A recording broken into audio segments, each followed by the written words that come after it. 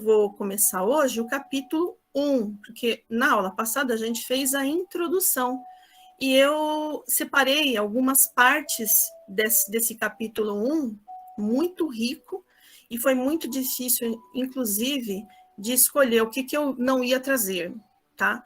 Porque o capítulo inteiro ele é muito rico de reflexões e de aprendizados para o nosso ser interno, tá? Então, ele já começa esse capítulo 1 com uma historinha. Só que é uma história muito interessante, porque é como se ele trouxesse essa história, e tudo que está dizendo ali naquela historinha, tá? Tem um efeito simbólico. É como se fosse uma metáfora mesmo. Conforme eu fui lendo, eu já fui entendendo o que ele estava querendo trazer com aquilo, sabe? E eu me vi naquela personagem que ele apresentou ali na historinha, né? Então, esse capítulo também, ele vai falar que nós não somos a nossa mente. Isso é muito legal, nós não somos a nossa mente. Então, nós somos o quê? Né? Vem a primeira pergunta aqui na nossa mente, né? O que nós somos, se a gente não é a nossa mente, né? Então, ele diz também que o maior obstáculo para a nossa iluminação é a nossa mente. Né? Isso ele vai dizendo aí no decorrer de todo esse capítulo 1, com riqueza de detalhes, tá? Então, eu vou ler aqui rapidinho essa historinha para que a gente possa analisar ela e colocar ela dentro desse contexto de estudo, tá? Há mais de 30 anos que um pedinte se sentava na berma de uma estrada. Um dia, passou por ali um estranho que disse: "Dá-me uma moedinha?" Pechinchou o pobre, estendendo automaticamente o seu velho boné de beisebol. "Não tenho nada para te dar", disse-lhe o estranho. Depois perguntou: "O que é isso em que está sentado?" "Nada", respondeu o pedinte. "Apenas uma caixa velha. Sento-me nela desde que me lembro." "Algum dia viste o que tem dentro?" tornou o estranho. "Não", respondeu o pobre. "De que me serviria? Não há nada lá dentro." "Vê o que tem dentro", insistiu o estranho. O pedinte conseguiu forçar a tampa. Com surpresa, incredulidade e exaltação, verificou que a caixa estava cheia de ouro. Então, olha só que metáfora interessante referente a nós mesmos. Eu me senti aqui, mas eu não me senti o cara lá que estava perguntando. Eu me senti o pedinte. E eu vi a nossa sociedade como sendo esse pedinte aqui, que está sentado. Está sentado em cima dessa caixa que não abre nunca, uma caixa que tem uma grande riqueza lá dentro. E se a gente for adaptar essa história a nós mesmos, né, que foi o que eu fiz quando eu li, nós podemos dizer que essa caixa em que esse pedinte está sentado seria até esse nosso corpo material, né? Essa nossa vida aqui material, que a gente está sentado há quanto tempo? Vai se saber há quanto tempo nós estamos aqui sentados em cima dessa caixa, sem saber o que tem dentro dela. Imagine, o pedinte, ele estava lá pedindo as migalhas, enquanto ele estava sentado sobre algo que tinha uma riqueza, estava cheio de ouro. E é exatamente o que acontece conosco. Nós mendigamos, muitas vezes, atenção, carinho, amor, prosperidade. Nós ficamos em busca disso, como se estivesse fora de nós. Essa prosperidade, esse amor, esse carinho, essa atenção, tudo, enfim, é como se tudo estivesse fora de nós. Porém, tudo isso está dentro daquela caixinha que a gente está sentado. Então, ele começa com esse texto, e não é à toa que ele faz isso. É o recado principal de todo esse capítulo 1. É que dentro de nós temos uma grande riqueza. Agora, olharmos para dentro de nós é algo que vai fazer com que nós nos descubramos como essência. Porque enquanto nós estivermos buscando fora de nós, tudo aquilo que a gente sente falta, que a gente necessita, nós estamos como esse pedinte, pedindo uma moedinha aqui, pedindo alguma coisa ali, e sempre esperando por migalhas. E dependendo, o que é pior, de algo que está fora de nós, que não depende de nós, depende de outros, depende de situações. E se nós dependemos de outros, se nós dependemos de situações, e nós precisamos que esse lado externo fique nos trazendo o que a gente necessita, nós somos sim esses pedintes que estão aí. Então, esse texto, ele foi bem rico, né? Esse exemplo que se iniciou aí esse capítulo, para trazer um resumo desse capítulo num geral mesmo, tá? Então, ele vai destrinchar essa ideia nesse capítulo, a ideia da nossa iluminação. E o que é essa iluminação? O que é isso, iluminação? Será que iluminação, ela está longe de nós? A gente já fala iluminação, né? Parece que é algo assim, puxa, de seres ascensionados ou de seres muito elevados. Aí a gente olha para nós mesmos. Quando a gente vai ter aquela iluminação que tanto falam? Ah, mas vai demorar muito, né? Nós vamos ter que passar nossa, muitas situações. Eu já ouvi falar muito que também nós vamos ter que pagar, né? Pagar, porque nós somos devedores. Uma vez eu ouvi isso. Olha, não, nem se preocupe, porque nós somos muito devedores. E nós vamos ter que arcar com tudo isso, pagar as nossas dívidas, né? Poxa, então a iluminação, ela está um pouco longe, né? Será?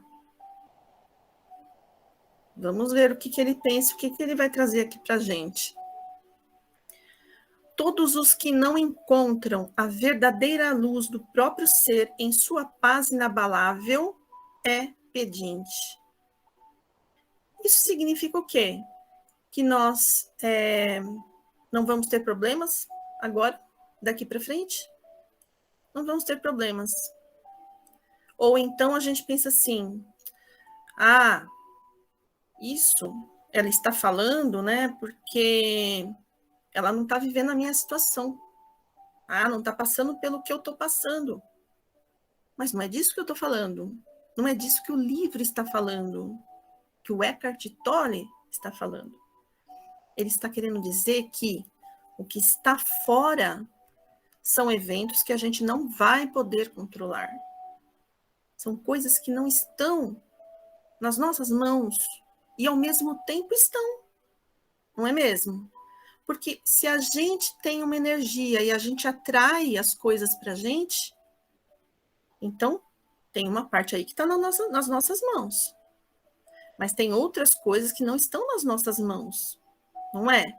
Então, se eu vivo num mundo, um mundo que me rodeia, passa por muitos conflitos, o que vai acontecer comigo?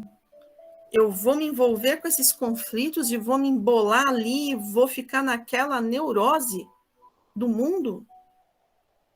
Então, não é isso que é encontrar a própria iluminação. É muito pelo contrário. O que ele traz, ele, não só ele, né? Quanto os grandes avatares aí, como um Buda, por exemplo, trouxe essa iluminação, que é você entrar lá no seu eu interno, no seu eu sou, a sua essência, o seu ser essencial. Você entra ali e ali você é forte. É bem ali que você tem a força. É ali que você sente que você não é essa matéria, você não é essa forma, você não é a sua mente. E esse ser é muito especial. É muito especial ter contato com ele. E aí a gente se pergunta, tá, mas eu vou poder entrar em contato com ele? Ou eu vou ter que ser muito especial para isso? Eu tenho que ser médium, paranormal, ou eu tenho que ser o quê? Para entrar em contato com esse ser. Não precisa de nada disso, segundo traz o livro. E eu fiz as experiências. E eu tive umas experiências muito interessantes. Simplesmente eu aqui, nada demais, que eu não sou nada demais. E ele diz isso, que qualquer um de nós pode ter a experiência aqui e agora. Só que nós precisamos despertar. É preciso esse despertar. Despertar não significa ser especial perante os outros, não significa ter conhecimentos intelectuais, não significa nada disso. Simplesmente significa se colocar à disposição disso, se colocar aberto para isso.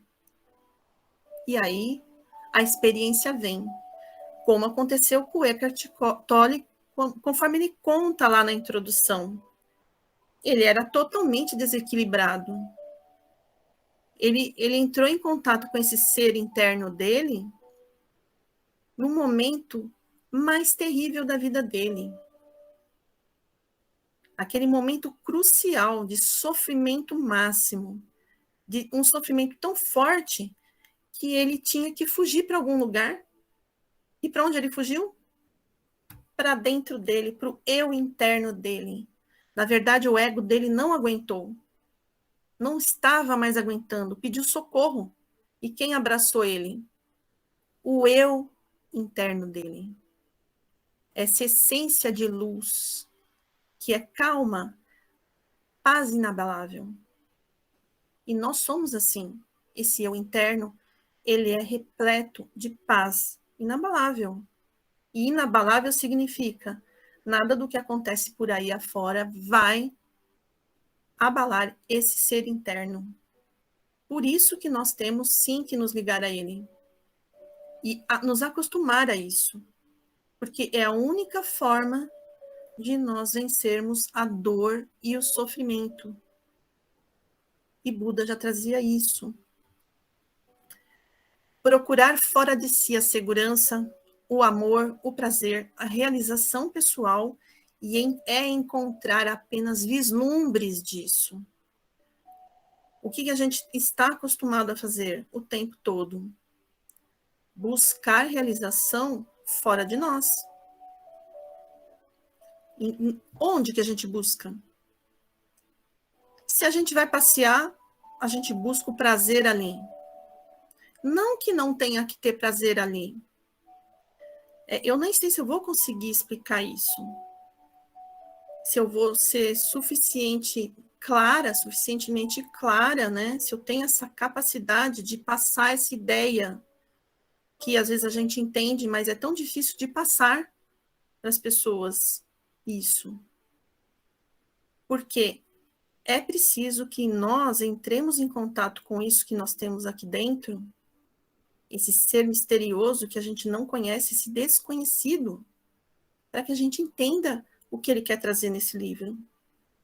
Então, eu vou buscar um passeio, por exemplo, para buscar o prazer, só que quando eu estou nesse passeio, o meu ser sente o prazer da vida por estar ali. Não é o prazer porque eu estou ali. Eu não sei se eu estou conseguindo me explicar. É o prazer interno dessa situação da vida desabrochando. Aí eu vou pegar ali o gancho do próprio Eckhart Tolle para me ajudar aqui, né? Lá no começo do livro, na introdução, ele fala que depois que ele saiu daquela situação em que ele entrou em contato com ele mesmo e aconteceu algo que nem ele entendeu, no fim ele acordou no dia seguinte, vendo tudo de forma diferente, é aquilo. Os celtas diriam que aquilo é o assombro da vida. É quando você chega lá, na vida, em qualquer situação da vida, qualquer uma delas, olha para aquilo e aquilo tem muita cor.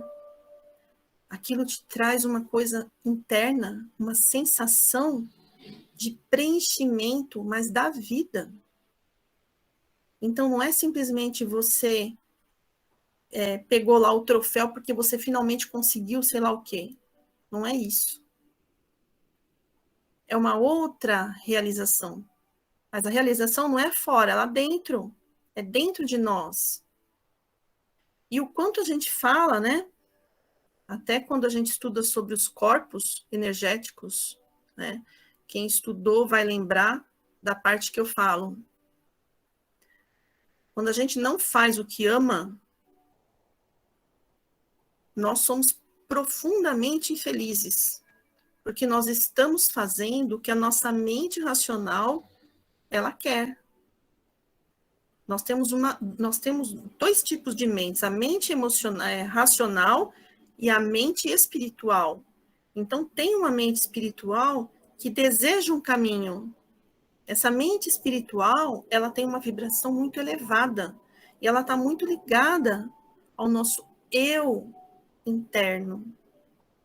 Esse eu que tem essa paz profunda, que é ligado com as energias do universo, com tudo que existe, tudo que foi criado pela consciência cósmica, esse é o eu interno. E essa mente espiritual está ligada a esse eu interno. E ela nem sempre quer aquilo que a nossa razão fica ali nos levando a fazer. Então, quando a gente faz o que ama, é quando nós estamos muito ligados ao nosso eu interno, essa essência, e a nossa mente espiritual. Ali se encontra a verdadeira felicidade, a verdadeira realização. Aí, para que você vai fazer aquilo que você vai fazer, aquelas coisas que você anseia fazer? É para o outro? Em primeiro lugar, é para nós mesmos.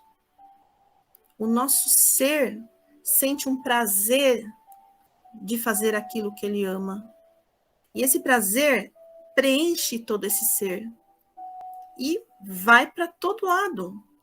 Abraça a todos que estão à sua volta. E aí você faz pelos outros também. Aí você estende aquilo que você faz para os outros. Mas isso é genuíno. Não é coisa do ego. Porque o ego, ele não iria querer saber disso.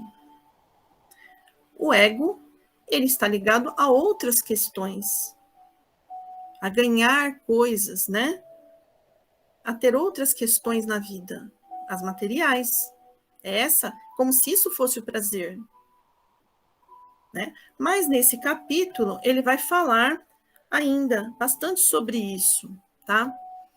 Então, olha, o ego entende a iluminação como uma realização sobre-humana, mas esse é apenas o nosso estado natural de conexão com o ser interno. Então, como que nós vemos aqui com o ego? Parece que essa tal de iluminação é algo que não é alcançável. A mente está dizendo isso para a gente. Não, isso aí está muito longe.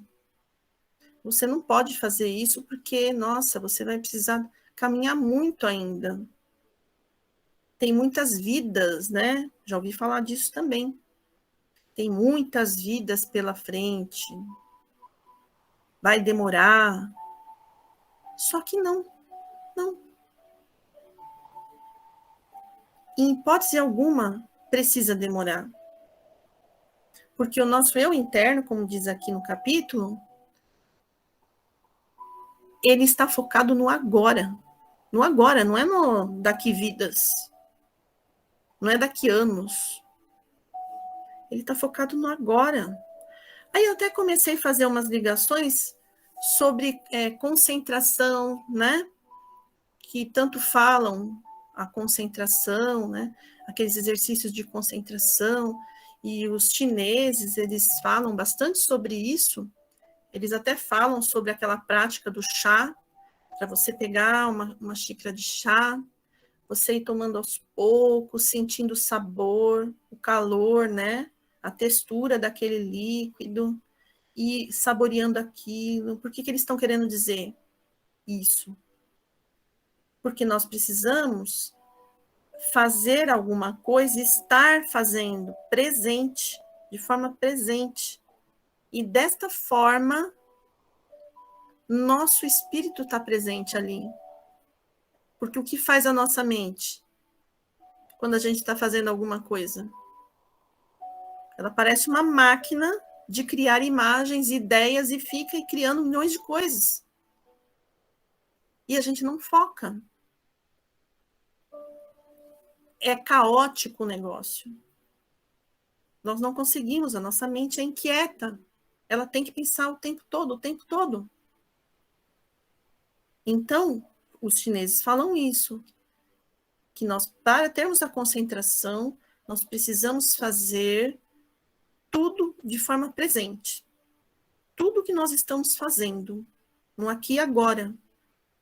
Porque eles conhecem, eles sabem que o nosso eu interno, a nossa essência divina, é aqui e agora. E quando a nossa mente faz com que a gente fique voando para outros lugares aí, mas com milhões de coisas aí pensando, nós estamos nos afastando do nosso eu interior. Isso é interessante para a gente refletir. A nossa verdadeira natureza está muito além dessa forma que nós nos apresentamos aqui. Essa forma física, o corpo físico. A nossa verdadeira natureza está muito além da forma dos nossos corpos sutis, do corpo etérico, do corpo astral, do corpo mental, de todos esses corpos. Porque se a gente for pensar bem, todos eles são corpos, são veículos de manifestação. Eles são veículos, eles não são a nossa essência. Então, nós não somos o corpo, nós não somos a mente. Que mente é essa? A mente que está ligada ao nosso corpo mental. É o nosso corpo mental. E o nosso corpo mental é um veículo de manifestação, assim como é o nosso corpo físico. Assim como nós também, a nossa natureza não está ligada às nossas sensações físicas. Porque as sensações físicas são sensações de um corpo, de um veículo de manifestação também. Então, gente, se nós não somos o pensamento, nós somos o quê? Porque nós não somos o pensamento, nós não somos os corpos. Nenhum deles. A não conexão com o nosso eu interno faz com que nós nos sintamos como um fragmento isolado. Então, é isso que acontece com o ser humano atual, com grande parcela da humanidade. Existe uma desconexão, um desconhecimento dessa essência interna. Essa desconexão e essa entrega para a mente e para o ego faz com que exista aí uma ruptura, um isolamento. Nós ficamos fragmentados. Como é a mente? Totalmente fragmentada. Nós podemos observar a nossa mente, nós temos diversas formas de pensar em vários momentos do nosso dia. Nós podemos observar como nós nos comportamos em determinados ambientes. Como nós somos entre os nossos amigos, como nós somos dentro da nossa casa com a família.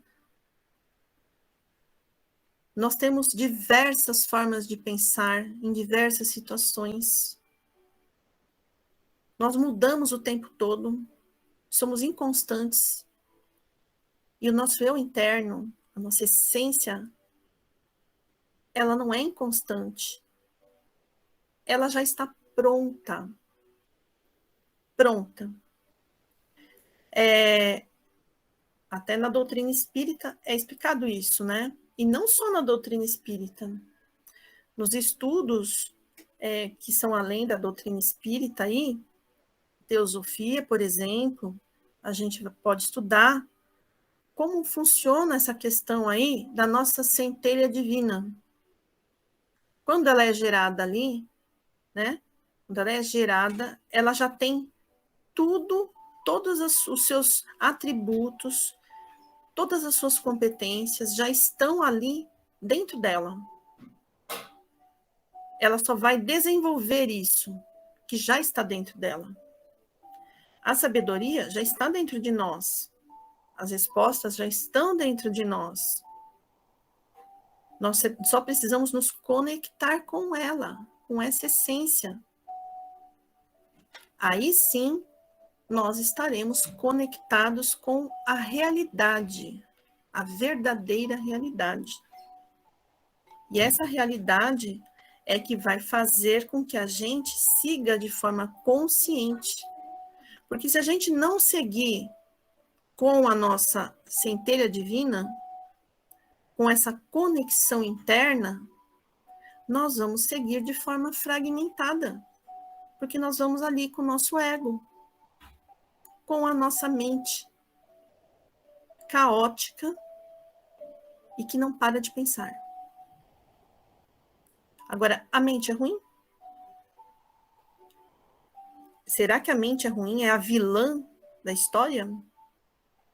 Aí eu vou deixar essa pergunta aqui, para a gente refletir. Será? E desta desconexão é que vai surgir o medo, a insegurança, os conflitos interiores e os conflitos exteriores. Porque nós vivemos em um mundo cheio de conflitos. Tanto o nosso mundo externo quanto o nosso mundo interno é extremamente repleto de conflitos o tempo todo.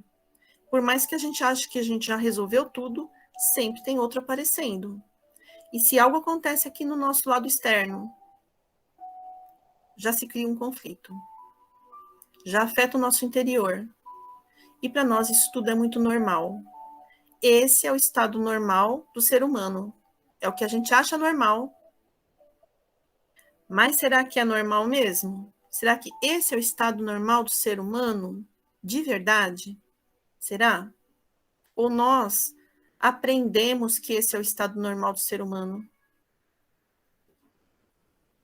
E será que o Buda lá, que a gente sempre fala, né? Nossa, mas eu não sou um Buda. Eu não sou um Buda. A gente está muito acostumado a achar que existem seres especialíssimos e a gente se coloca numa posição abaixo deles. Eles estão aqui, nós estamos aqui. E é muito distante para a gente chegar até lá. Nós somos inferiores.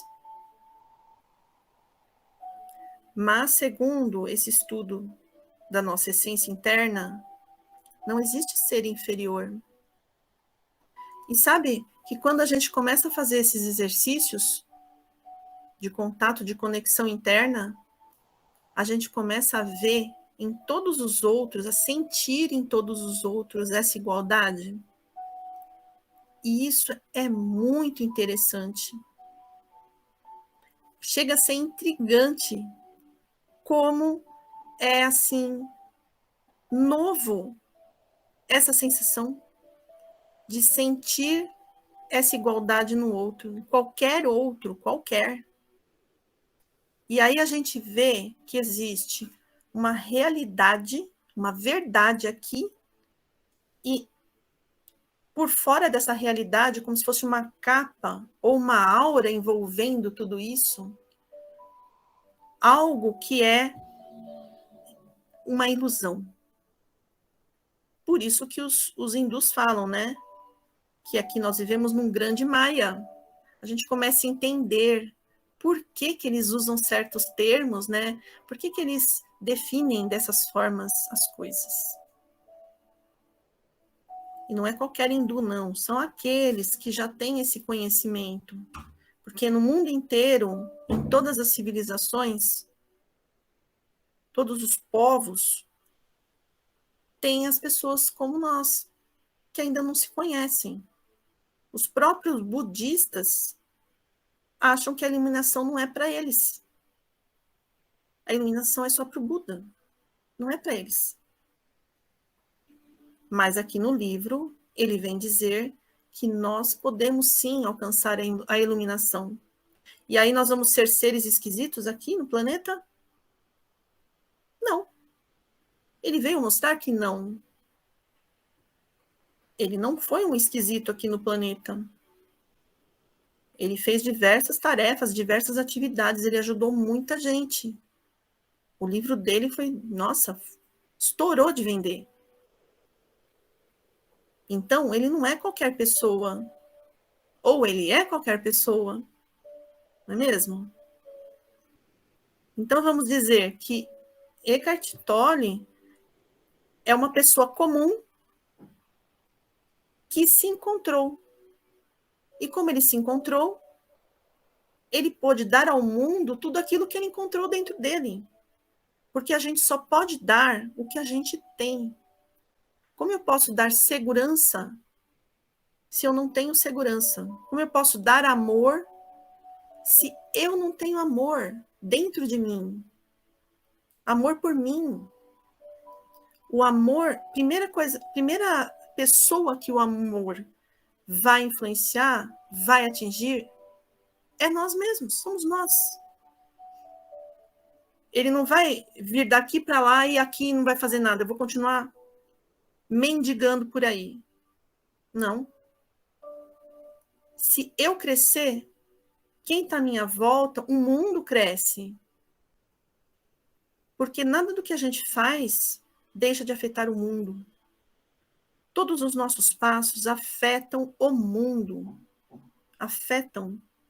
Mesmo que a gente ache, parece que é tão impossível isso, porque como que o que eu faço aqui vai afetar todo um planeta?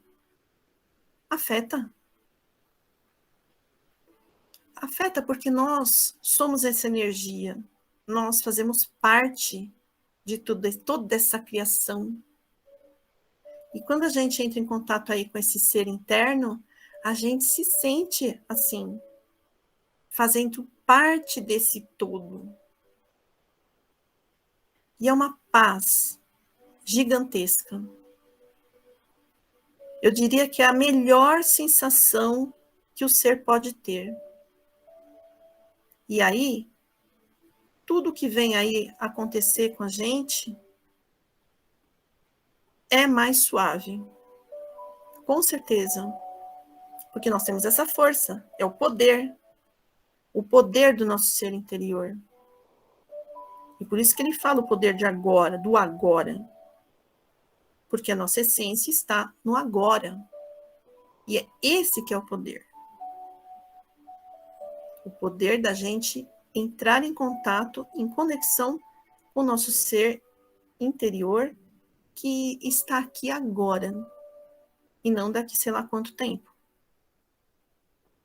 E o quanto a gente pode fazer para levar o nosso ser, doar o nosso ser para esse mundo que está tão doente e necessitado. Esses seres todos aí que trouxeram, ele que trouxe esse livro e todos os outros, que tem uma infinidade de seres que vieram aqui para o mundo e trouxeram tanto alento, esses seres, eles vieram doar aquilo que eles já têm. E eles só puderam fazer isso porque eles têm. Só por isso. esses seres que a gente considera especiais. E são, né? São. Para nós são. São sim, porque a gente ainda não sentiu aquilo. Não é? Mas quando a gente sentir aquela faísquinha, só a faísquinha já vai nos mudar para muito melhor. Segundo Buda, iluminação é a ausência do sofrimento. Isso que é iluminação. Então, vamos lá, é a ausência de sofrimento. Então, significa que todos os meus karmas, porque existe, né? É a lei da ação e da reação, da causa e do efeito. Existe essa lei. É uma lei natural. Existe. Então, nós só vamos atingir a iluminação quando nós pagarmos todos os nossos pecados. Ou então as nossas dívidas. Mas será que não dá para a gente arcar com as nossas responsabilidades com luz no nosso coração? Será? Sem essa culpa? Simplesmente doando aquilo que a gente agora descobriu dentro de nós? O próprio Eckhart Tolle, que estava naquela situação, basicamente já estava quase se suicidando lá. E estava sentindo os piores sentimentos ali, estava com as piores emoções, né? Ele estava com ódio. Ódio do mundo, ódio das pessoas, ódio da vida dele. Então, esse ser, como que ele conseguiu, então, virar aquela chavinha? E não demorou tantas vidas assim. Não demorou vida nenhuma, na verdade, né? E será que ele não tem nada para arcar de responsabilidade? Será que ele já veio santificado para cá? Claro que não. Então, não significa que nós vamos aí, agora nós estamos iluminados e acabou o sofrimento. O sofrimento que? A nossa sensação de dor, a nossa sensação de que a gente é uma vítima, ou que a gente sofre muito, a nossa raiva do mundo, da nossa própria vida, de pessoas à nossa volta. Com certeza isso não vai fazer muito sentido mesmo, quando a gente descobrir esse ser maravilhoso que faz parte de nós, que somos cada um de nós. Mas as nossas responsabilidades a gente vai arcar. Só que com outros olhos. Não é? Quantos que vieram aí, ó, Chico Xavier é um, né, que a gente pode lembrar, Chico Xavier. Será que ele não sofria? Mas de que jeito que ele levava a vida? Tudo que ele construiu, né? E como foi aquilo? Será que a gente pode dizer que ele foi um infeliz?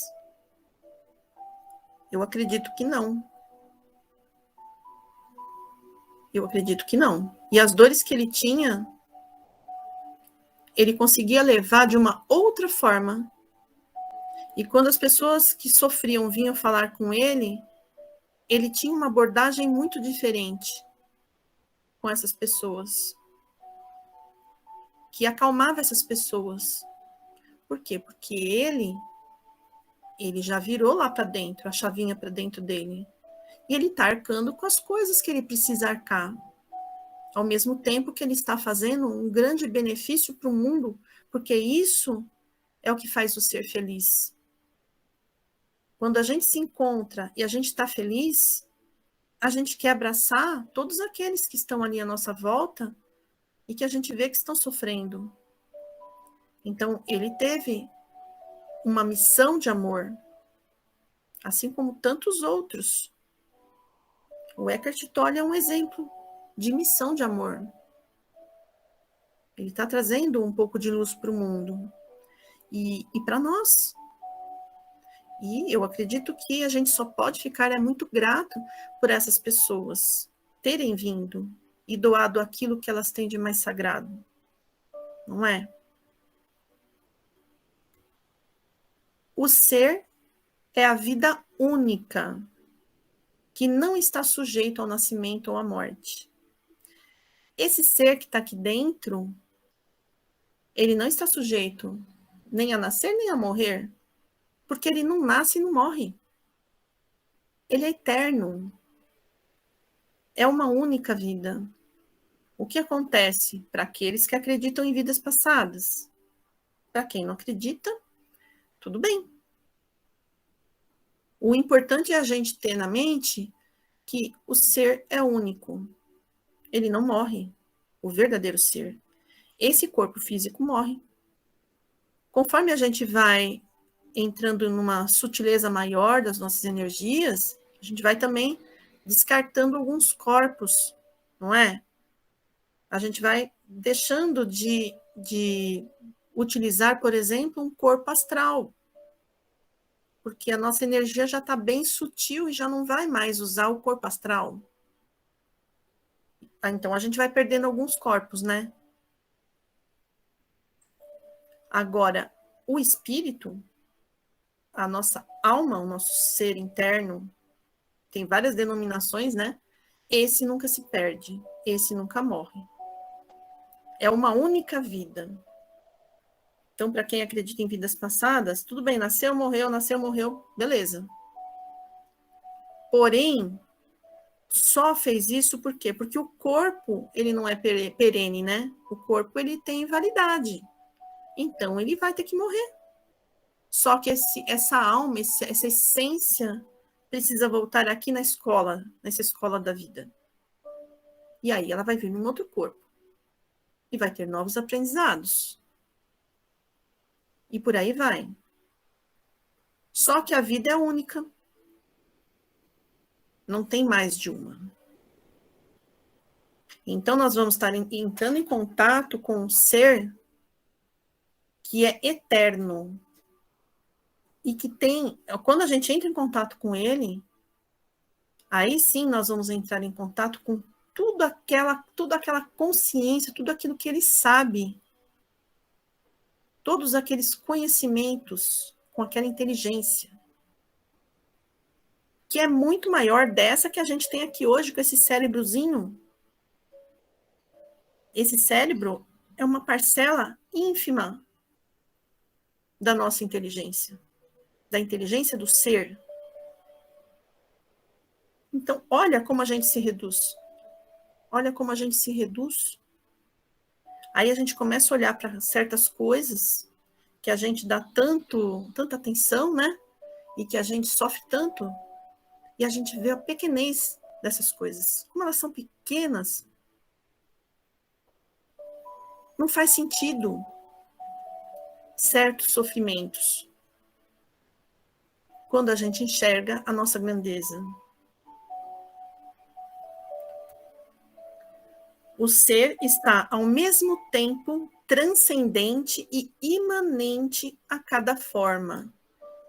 Isso significa dizer que o nosso ser real, o nosso ser interno, ele está muito além de tudo que existe aqui na matéria. E aí, também lembrando do estudo dos corpos, a gente vai lembrar da aura, e que cada corpo tem uma aura.